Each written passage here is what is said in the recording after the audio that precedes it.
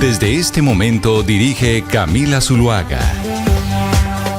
Son las 10 de la mañana, 34 minutos, y aquí seguimos conectados con ustedes en Mañanas Blue. Ya saben que vamos hasta la 1 de la tarde. Empezamos este lunes, primer lunes de diciembre, y pues bueno, ya sí estamos en Navidad, y en Navidad en los últimos días del 2024, y en donde el Congreso de la República empieza a terminar de cerrar el año y a cerrar proyectos importantes. Y yo creo que uno de los proyectos más importantes que le dará la Navidad a las regiones, algo que tanto ha pedido en esta mesa nuestro compañero Oscar Montes, es la reforma al Sistema General de Participación. Y el Sistema General de Participación es precisamente cómo se distribuyen los recursos de la nación hacia las regiones. Este es un proyecto que ha liderado el ministro del Interior, Juan Fernando Cristo, incluso desde antes de estar en el gobierno nacional con su movimiento En Marcha, en donde se dice, démosle más plata a las regiones.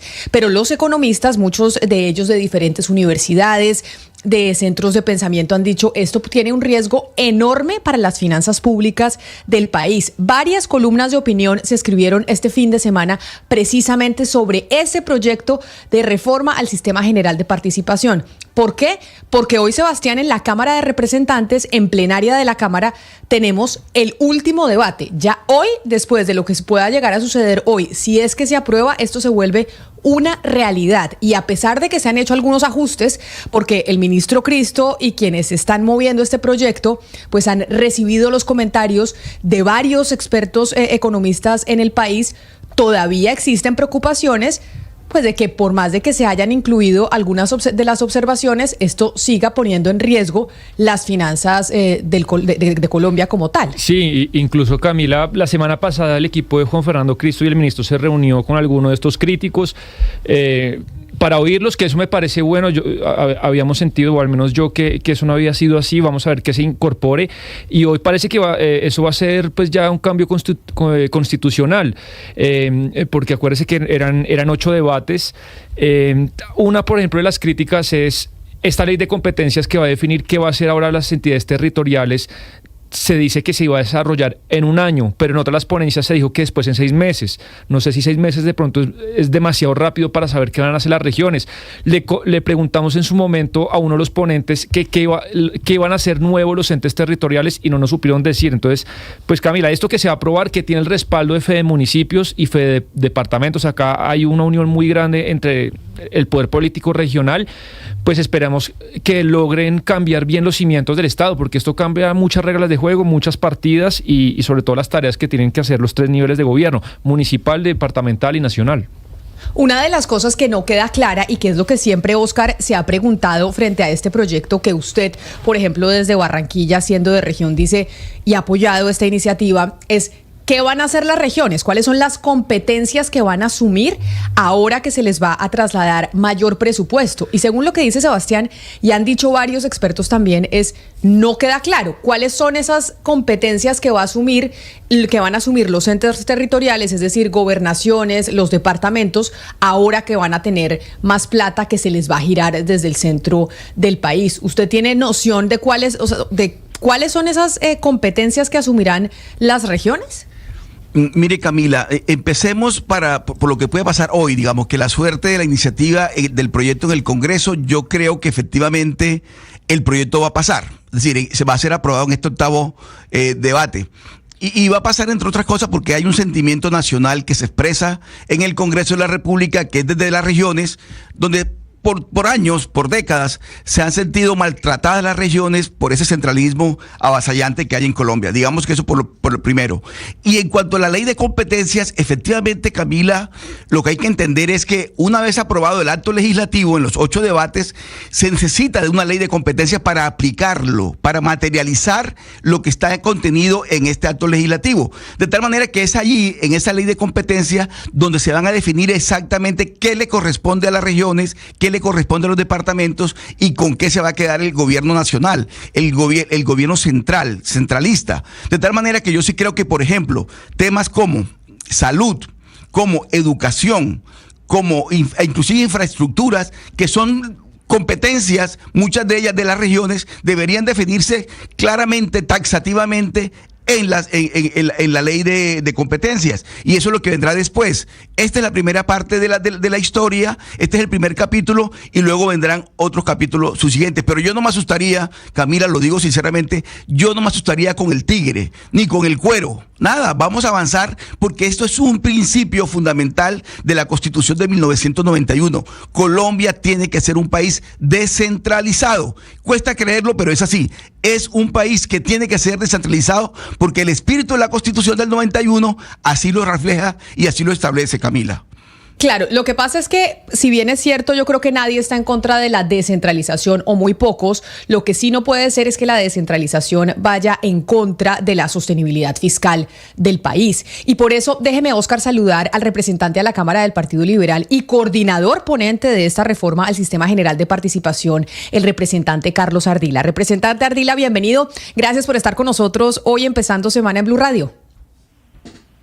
Hola Camila, muy buenos días, un cordial saludo a los oyentes y a Oscar también, que lo acabo de escuchar muy descentralizador. Me alegra mucho iniciar la entrevista de esta manera.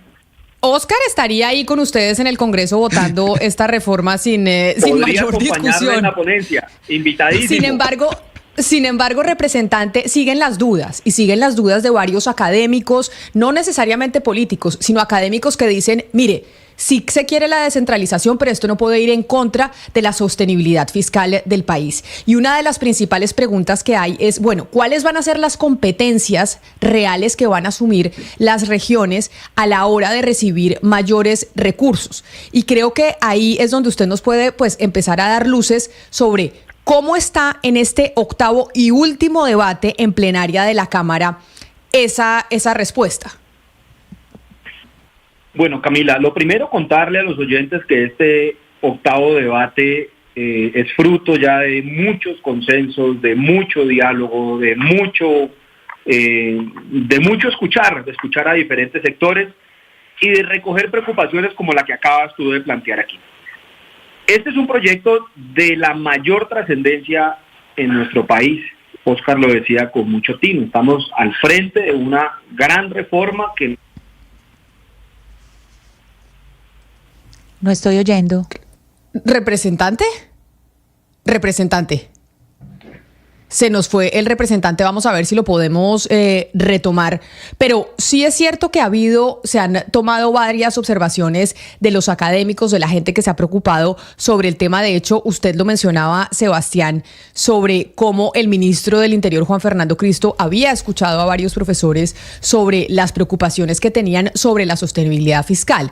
Yo creo que el tema no es si descentralización sí o no, sino ¿qué va a pasar con las finanzas públicas? ¿Qué va a pasar con el presupuesto que tenemos nosotros, Ana Cristina, para poder mantener el funcionamiento del Estado? Pero permítame, dejamos que el representante termine su respuesta, representante, porque lo perdimos en la comunicación y lo dejamos de escuchar.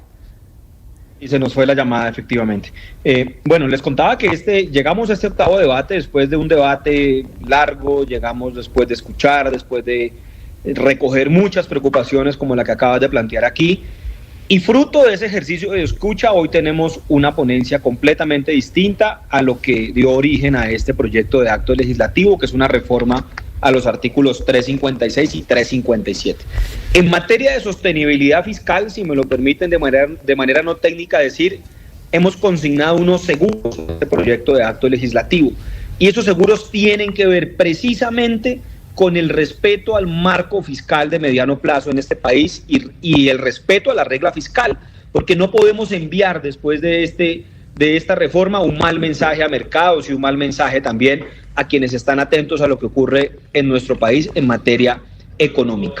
Hemos también consignado en este proyecto y en este artículo, en el 356, que todo lo vamos a hacer de manera gradual, simultánea y equivalente, y esto tiene un gran propósito, Camila, y es el siguiente.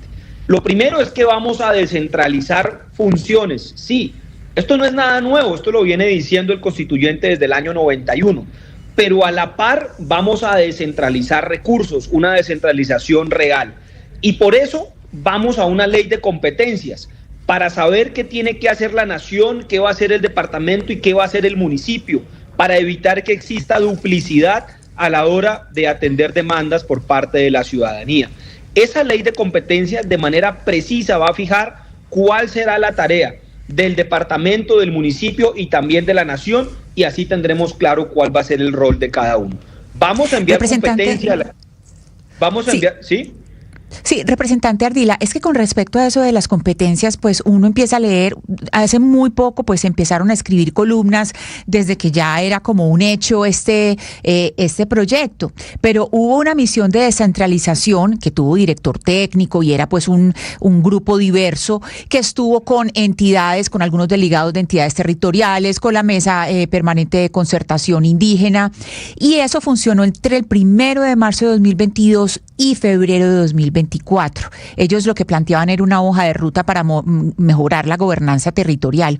¿Ustedes hablaron con estas personas que ya llevaban 18 meses al menos estudiando qué cambios hacer o cómo afinar esas competencias? Cristina, cordial saludo. Claro que sí, han sido grandes protagonistas en esta discusión. Hemos tenido oportunidad de hablar con ellos, de construir con ellos. Uno de los directores de esta misión, el profesor Darío, ha jugado un rol protagónico en la construcción de esta reforma, nos han acompañado y bueno, por casualidad aquí tengo el informe que nos acompaña para esta discusión y que estamos tratando de estudiarlo con mucho juicio para poder construir unas proposiciones de cara al debate que se viene en la plenaria en contados minutos. Claro que sí, han estado muy presentes, pero no solo ellos han acompañado esta discusión. Los municipios, la Fede Municipios ha estado jugando un rol protagónico, ha venido acompañando, hemos tenido oportunidad de construir con ellos desde el primer debate y por supuesto en esta recta final han estado también acompañando. Lo mismo la Federación Nacional de Departamentos, lo mismo diferentes gremios, con todos, con la gran mayoría, todos sería inexacto decirlo, pero con la gran mayoría hemos venido trabajando, articulando, escuchando, porque nos hemos propuesto que esta reforma sea una reforma responsable, una reforma que se pueda implementar y una reforma que transforme el territorio. Yo le quisiera preguntar que nos precisara un poco sobre los lineamientos de esta mesa de descentralización, porque ellos ya tenían, ya habían hecho como habían acotado el tema y tenían precisión en algunos temas para tratar.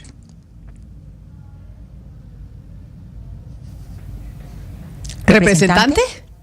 Bueno, aquí lo que, digamos, la misión es gigante, la misión envía tareas en diferentes sectores. No olvidemos que aquí estamos concentrados solo en 2 artículos de la Constitución, que tiene 2 grandes propósitos. El primero es incrementar la participación de las regiones en el SGP. El SGP, que son los ingresos corrientes de la nación, y el SGP termina siendo la participación que tienen los territorios en esa distribución. Hoy estamos en un aproximado del 22%, más o menos. 22% de los ingresos corrientes de la nación van a los territorios y un 78% queda en el nivel central. Lo que viene en esta reforma es que ese SGP deberá crecer en los próximos 12 años hasta llegar a un 39.5%, primera parte de la reforma. Y ojo con otro tema, arrancamos en el 2027 y en el 2027 la base de crecimiento será un aproximado de un 30% según los cálculos que hace el Ministerio de Hacienda, porque SGP viene creciendo año a año. Arrancamos en un 30% y vamos a crecer en los próximos 12 años, a partir del 27, hasta un 39.5%. SGP tiene 4 grandes tareas: salud, educación, agua potable y saneamiento básico. Esas fueron las tareas que priorizó el constituyente para el sistema general de participaciones. Pero en otra parte de esta reforma viene una tarea, y la tarea es que se deberá presentar una ley de competencias en la que vamos a fijar de manera precisa cuáles serán las tareas de los ahí me quería meter, representante, porque es que hemos tenido a muchos invitados y que es el punto, o uno de los puntos neurálgicos, siempre hay una evasiva o hay un desconocimiento, no nos han sabido decir qué van a hacer los entes territoriales. Eso es lo primero. Y lo segundo, yo le quería preguntar si hay en el plan de ustedes o la pretensión de que ustedes también se hagan cargo de parte de los pasivos del Estado, porque claro, van a tener casi la mitad de los ingresos corrientes de los impuestos, pero no sé si están pensando también hacerse cargo de los pasivos, por ejemplo, salud y pensiones. ¿ustedes tienen la idea de que también las entes territoriales se hagan cargo de las pensiones del país, por ejemplo, o parte de las pensiones del país, tanto de cajas liquidadas como de Colpensiones? Hola, Sebastián. Sebastián, precisamente esas respuestas las dará la ley, las dará el proyecto de ley. Pero ustedes tienen esa idea. Especular 12 meses antes de la discusión del proyecto de ley, saber qué se va a hacer. Pero lo que sí queda claro, Sebastián, es que en esa ley, el principio orientador de esa ley es el siguiente: no habrán competencias si no hay recursos, y viceversa, no habrán recursos si no hay competencia, y termina convirtiéndose en un seguro en doble vía. No le van a enviar plata a las regiones para ver qué se les ocurre hacer, para ver en qué la invierten, sino que va el recurso y va la competencia, y así evitamos también lo que ha ocurrido durante... Pero representantes, que salud y pensiones es inflexible. Por eso, por ejemplo, Bonilla ahorita está en un lío muy complicado, y qué pena, pero porque él no puede recortar de esos gastos fijos de funcionamiento, entonces le toca recortar inversión. Entonces, por eso le pregunto, no sé si ustedes quieran o la idea también es hacerse cargo de recursos. Sí. Creo que en la medida que vaya respondiendo encontramos respuestas. Vale. Lo segundo, hay otro seguro para la nación. Si yo descentralizo funciones, Sebastián, y descentralizo recursos, pues esa tarea no puede seguir en el nivel central. Esa tarea ya no se puede hacer aquí, la va a hacer la entidad territorial. Eso significa que el nivel central no va a seguir invirtiendo en esa misma función, en esa misma competencia, porque ya está del lado del territorio. Lo que va a ocurrir también es que nos va a permitir tener, Sebastián, un Estado más delgado, un Estado menos robusto, que es lo que tenemos hoy, un Estado que se encarga de ejecutar el 78% de los ingresos corrientes de la nación. Y en SGP usted ya tiene salud, en SGP usted ya tiene educación, en el actual SGP tienes agua potable y en el actual SGP tienes saneamiento básico, que son los 4 grandes pilares del Sistema General de Participaciones. La deuda pues la seguirá pagando la nación, porque si la nación se endeudó, pues tiene unos compromisos y los va a cumplir, y por eso nosotros hemos fijado aquí de manera puntual la compatibilidad que tenemos en el respeto al marco fiscal de mediano plazo y a la regla fiscal, porque claro, hay unos compromisos del nivel central que se van a honrar, que se van a cumplir en la medida en que respetemos el marco fiscal de mediano plazo y por supuesto la regla fiscal. Vamos a descentralizar competencias, tareas que se hacen en el nivel central, y permítame, le pongo un ejemplo que es muy diciente y que nos puede ayudar a ilustrar lo que ocurre en red terciaria en este país. La red terciaria de este país principalmente se atiende, Sebastián, desde el nivel central, desde Bogotá. Y usted encuentra que entidades como el INVIAS tiene una subdirección dedicada a la red terciaria de este país. Se llama así incluso, la subdirección de red terciaria de este país. Pero mire, representante, lo que es una realidad...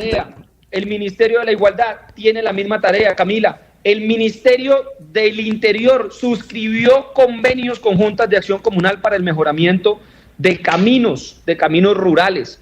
Eso es lo que tiene que hacer, y se me ocurre a mí, estoy yendo más allá, porque eso será tarea de la ley, que esas tareas que están en el nivel central y que hoy suman cerca de 3 billones de pesos, pasen al territorio y sea el territorio el que enfrente esa realidad.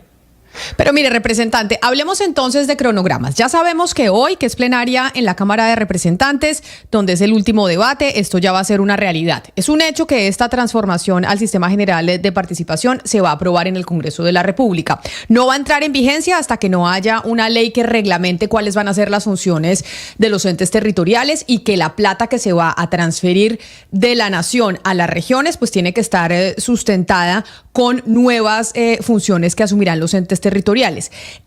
Ese proyecto que va a reglamentar esas nuevas funciones que van a asumir los entes territoriales va a aprobarse en los 2 años que quedan de gobierno. ¿Y por qué se lo pregunto? Porque finalmente empezamos la campaña presidencial antes, y ustedes, los congresistas, también entran en modo campaña. Entonces, ¿qué garantías se le dan a la nación de que esa ley que va a generar la implementación de esta redistribución de los ingresos no va a ser finalmente utilizada como caballito de batalla electoral y vamos a estar en el Congreso de la República con muchos de ustedes queriéndose reelegir, mirando cómo se reglamenta para darle mayores funciones que de pronto no tengan la capacidad las regiones de poder asumir. ¿Cómo está el cronograma de esa ley que va a tener que reglamentar cómo va a funcionar de ahora en adelante las competencias de cada una de las regiones? ¿Y para cuándo ustedes tienen planeado que eso esté todo aprobado y listo? Bueno, Camila, el proyecto de acto legislativo nace con un término inicial de 3 meses. En 3 meses se deberá presentar un proyecto de ley para reglamentar. Luego, después de la discusión en Senado, sube a 6 meses y estamos en esa discusión. En la actual ponencia estamos en los 6 meses.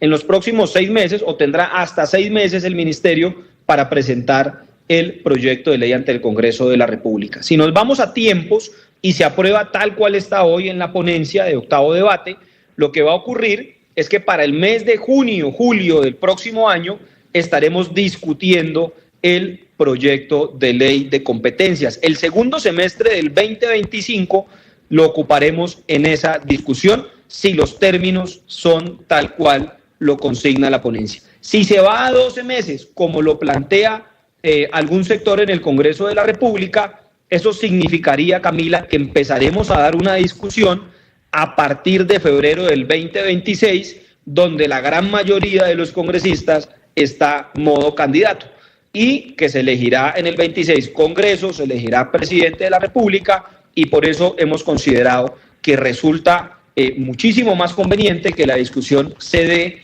antes de ese ejercicio electoral y no durante el mismo. O sea que usted dice que vamos a tener el próximo año ya todo reglamentado.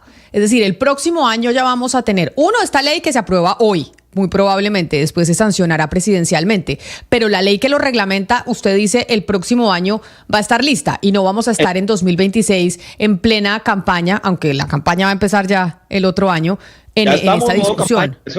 Por eso. Hay un poco de candidatos bastante precoces, pero bueno, esa no será la discusión. En tiempos, Camila, es lo siguiente. En tiempos es que este proyecto de acto legislativo que reforma 2 artículos de la Constitución terminaría aprobado, y quiero creerlo así, en el 24, en este año. En el primer semestre del 25 vamos a trabajar en la construcción del proyecto de ley, la ley de competencias. En el segundo semestre del 25, julio, para ir a tiempos de Congreso, empezaremos la discusión de esta ley de competencias. Y antes de terminar el 2025 deberá estar aprobada. Fíjese usted que en este proyecto de acto legislativo se establece que tendrá efectos a partir del 2027. Los efectos, a pesar de que la ley está aprobada, empezarán a partir del 2027. Pues representante Carlos Ardila, representante a la Cámara del Partido Liberal, quien es el coordinador, pues ponente de este proyecto que tanta discusión ha generado en el país y que hoy será una realidad. Ustedes esperan que hoy termine esto aprobado, o sea, hoy tenemos nueva distribución en el sistema general de participación. Eso esperamos, esa es la gran apuesta, Camila. Es un proyecto de acto legislativo de 2 artículos, reforma el artículo 356 y 357. Y después de todos los debates que hemos dado y de todo este ejercicio que hemos venido liderando, estoy convencido que la plenaria de la Cámara de Representantes aprobará esta reforma a la Constitución Política de Colombia y así cumplimos con el mandato del constituyente que estableció que en los próximos 10 años, a partir del 91, los recursos en territorio serían del 46.5% y hoy, 33 años después, estamos en 22%. Esperemos que hoy la Cámara avance en cumplir con la Constitución Política de Colombia. Pues representante Ardila, muchas gracias por atendernos, mucha suerte hoy en el Congreso de la República y que bueno, que todos estos cambios que se están haciendo al sistema general de participación, como lo decíamos antes, pues sean de la manera más responsable posible y que esas alertas que están prendiendo muchos sobre la sostenibilidad fiscal en las finanzas públicas pues no sean ciertas y que no vayamos a estar lamentando esto en unos años. A usted 1000 gracias por estar con nosotros hoy aquí en Mañanas Blue. Chao, Camila, muchas gracias a toda la mesa, un gran abrazo y a los oyentes un feliz día. Chao, chao. Llega la Navidad, llega diciembre.